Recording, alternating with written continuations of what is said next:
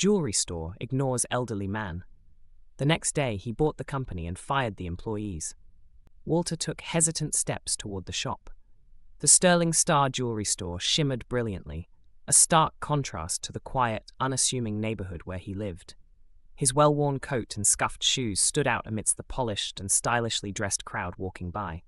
The bell above the shop door jingled softly as Walter stepped inside.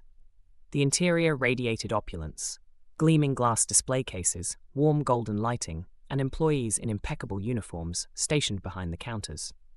As Walter entered, the atmosphere shifted. The employees exchanged glances, some whispering to one another. A tall young clerk, Lauren, smirked and leaned toward her coworker. Walter's voice wavered slightly as he greeted the staff. "Good morning. I'd like to see that watch over there." He pointed to a sleek silver timepiece with a dark blue face displayed near the back of the store. Lauren's eyes scanned him from head to toe, her gaze cold and dismissive. "Which one are you referring to?" she asked with forced politeness. Walter repeated himself, his excitement barely contained. He'd been saving for this watch, a gift for his grandson who had just graduated. Lauren glanced at the manager, Kevin, standing nearby. She gestured toward Walter with a subtle roll of her eyes. "This gentleman wants to see the watch in the back." Kevin, a sharp-suited man with an air of arrogance, approached Walter. He studied him briefly before replying curtly, "That's a premium piece. Perhaps we can show you something more affordable?" Walter's enthusiasm faltered, but he remained composed. "No, thank you. I've saved enough for this watch. Could you please show it to me?" Kevin's lips curled into a smirk. "That model is for display only. It's not available for purchase. We have other options that might suit your budget better." He gestured toward a smaller counter with simpler items. Walter's heart sank. "But it's in the case. Isn't it for sale?" Kevin's tone sharpened. "As I said, it's not available. If you'd like to browse, you're welcome to look at our other collections." The conversation ended abruptly as Kevin turned his back. Walter's chest tightened. He glanced around, hoping someone else would assist him, but the staff avoided his gaze. A younger employee, Oliver, met his eyes briefly but quickly looked away. Whispers drifted through the air. "Why does he even bother coming in here?" Lauren muttered to another clerk. "Just look at those shoes. He probably can't even afford a cleaning cloth for the case." Walter heard every word. His face reddened, but he held his composure. Determined, he approached another counter where Oliver stood. "Excuse me," Walter said softly. "Could you please show me that watch?" Oliver's response was evasive. "I'm sorry, sir, but I'm busy at the moment." Without another word, Oliver busied himself with polishing the glass case. Defeated, Walter clutched the envelope containing his savings and left the store. On the way out, he overheard Lauren's mocking voice.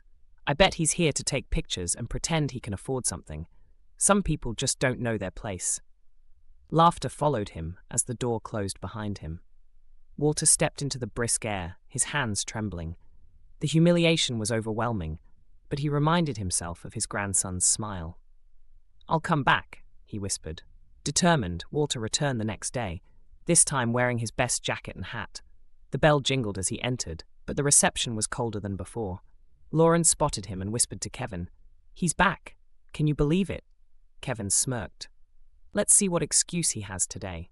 Walter approached the counter with purpose. "I'd like to see that watch," he repeated. Lauren crossed her arms. "That watch costs over $3,000. Are you sure you can afford it?" Walter reached into his coat and pulled out his envelope. "I have the money. Please let me see it." Lauren glanced at the cash, stifling a laugh. "We don't accept cash for high-value items," she said mockingly. "Maybe you should come back with a card." Walter's voice trembled with anger. "I have saved for years for this. My money is just as good as anyone else's." Kevin intervened, his tone dripping with disdain. "Sir, this watch is reserved for exclusive clients. We have other options for someone like you." Walter's patience snapped. "Someone like me?" he asked, his voice rising slightly. Kevin smirked. "Someone who might be more comfortable shopping elsewhere." Walter's fists clenched, but he refused to give them the satisfaction of an argument. He left, their laughter echoing behind him. Outside, Walter's anger boiled over. "They don't know who I am," he thought. That night, he made a phone call to an old friend, Richard, a lawyer who specialized in acquisitions. Walter explained everything, his voice steady but tinged with fury. Richard listened intently. "I'll look into it," he said. Within a week, Richard confirmed what Walter had hoped. The company that owns Sterling Star is looking to sell. "It's not performing well in this location," Richard explained. "Are you serious about this?" Walter nodded. "I want to buy it." Richard negotiated swiftly, keeping Walter's identity confidential. Days later, Walter received a call. "It's done. You're the new owner of Sterling Star Jewelry." Walter smiled for the first time in days. "Thank you, Richard, but keep it quiet for now." The following morning, Walter walked into the store with the same old coat. The staff's reaction was predictable: eye rolls, whispers, and smirks. He observed silently, noting how they treated other customers. A young couple in designer clothes was greeted with bright smiles and attentive service, while an older woman in modest attire was ignored. Walter left without a word and returned later that afternoon, this time in a tailored suit. The bell jingled, and the staff's expressions shifted. Kevin approached him with a wide smile. "Good afternoon, sir. How can we assist you today?" Walter's eyes scanned the room.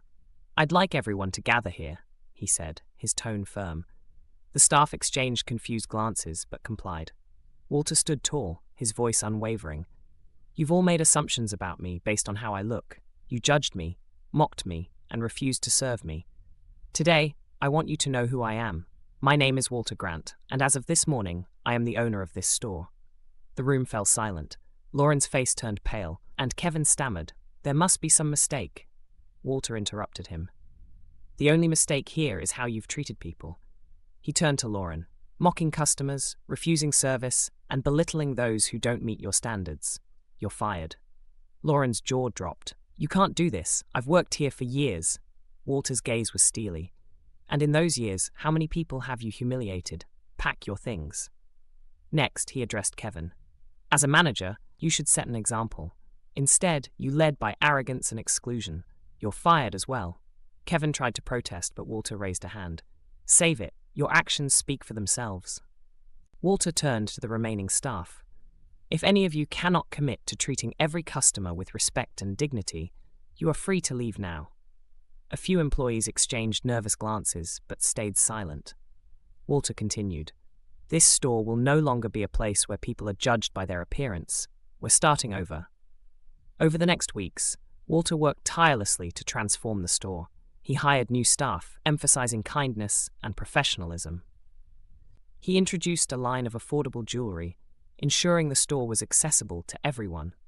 The staff underwent extensive training, and Walter personally shared his story, reminding them of the importance of treating every customer with respect. Word spread quickly about the changes. Sterling Star became known as a place where everyone was welcome, regardless of their background.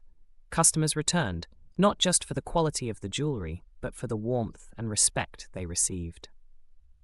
Walter often stood quietly in the store, watching as his vision came to life.